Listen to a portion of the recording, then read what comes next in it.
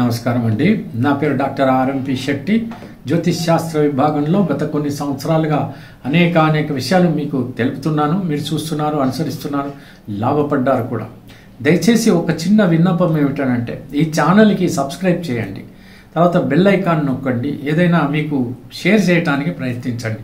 అప్పుడు ఏమవుతుందంటే ఈ ఛానల్ డెవలప్ అవుతుంది, మాకు ఉత్సాహం అనేటువంటిది పెరిగి మీకు అనేక వీడియోలు పంపేటువంటి అవకాశం కూడా లభిస్తుంది. ఖచ్చితంగా మీరు లాభపడతారు.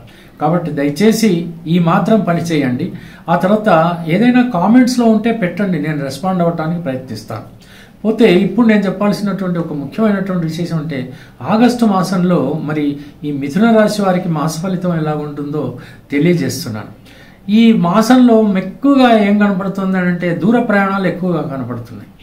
ఉద్యోగరీత్యా ప్రయాణాలు చేస్తారు. ఎంచేతంటే ఏదో అవసరానికి ప్రయాణాలు చేసేటువంటి అవకాశాలు ఉంటాయి. తర్వాత వ్యాపార రంగంలో కూడా ప్రయాణాలు చేసేటువంటి అవకాశాలు ఉంటాయి. ఏదైనా పుణ్యక్షేత్రాలు దర్శించడానికో, లేకపోతే ఏదైనా ఇతరత్ర ఏదైనా అవసరానికో, ఈ రకంగా ప్రయాణాలు మాత్రం నాకు ఎక్కువగా చేస్తారేమో అన్నట్టుగా కనపడుతోంది. అంటే గ్రహస్థితులు అలా ఉన్నాయన్నమాట. తర్వాత రెండోది ఏంటంటే, హెచ్చుతగ్గులు అంటే ఆర్థిక పరిస్థితులు అప్ అండ్ డౌన్స్ ఉంటాయి. ఫ్లక్చువేషన్ ఎక్కువగా ఉంటుంది. ఒక్కసారి మీకు లభిస్తే ఒక 10,000 దొరికిపోతాయి. ఇంకొక రోజు ఏమవుతుందంటే 1,000, 2,000 కూడా కష్టపడవలసి వస్తుంది. మళ్ళీ మూడో రోజు అన్ఎక్స్పెక్టెడ్గా 50,000 దొరుకుతాయి. ఆ తర్వాత మళ్ళీ ఒక 5,000, 10,000 దొరకడం కష్టం అవుతుంది.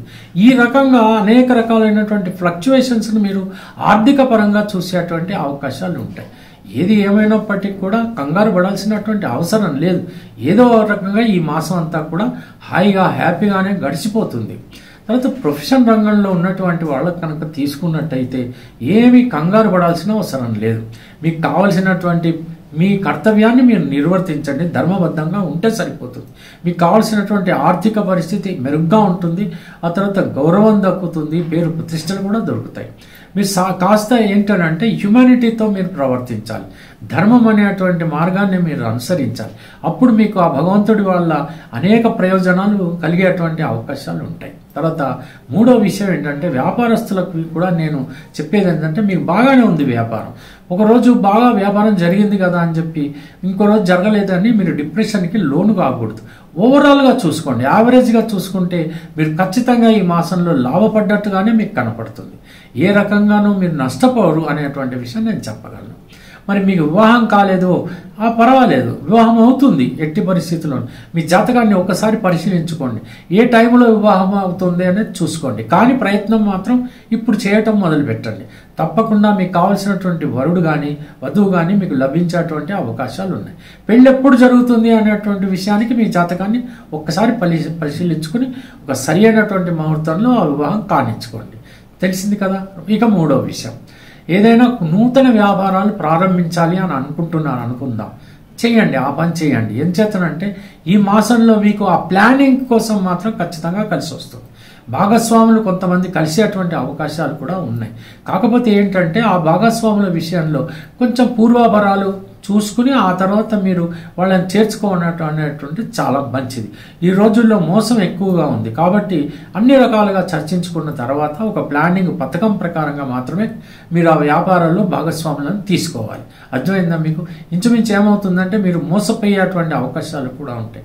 ఇంచేత మిథున రాశి వారికి వెన్నుపోటుదారులు ఎక్కువగా ఉంటారు. వీళ్ళు పాపము ఒక రకమైనటువంటి సున్నితమైనటువంటి స్వభావం. కాబట్టి ఒక్కోసారి ఏమవుతుందంటే ఏదైనా ఆలోచన ఉందనుకోండి, అప్పుడే పాజిటివ్గా ఫీల్ అవుతారు, మళ్ళీ అప్పుడే కాసేపట్లో మళ్ళీ నెగటివ్గా ఫీల్ అయ్యేటువంటి అవకాశాలు ఉంటాయి. అప్పుడే ఆవేశం వస్తుంది, ఆ తర్వాత ఇమ్మీడియట్లీ చల్లబడేటువంటి అవకాశాలు కూడా ఉంటాయి. అంటే ద్వంద్వ వైఖరి అనేటువంటిది ఆలోచన విధానంలో ఉంటుంది. కాబట్టి నిలకడ మీద, ఒక బాట పట్టింపు మీద, ఒక పద్ధతి మీద, ఒక విలక్షణంగా మీరు ఆలోచన చేసి ఆ ప్రకారంగా మీరు ఒక పథకం ప్రకారం మీరు ముందుకు నడిస్తేనే మీకు లాభం. కోర్టులో కేసులు ఉంటే వెంటనే ముగించుకోవడానికే ప్రయత్నించండి.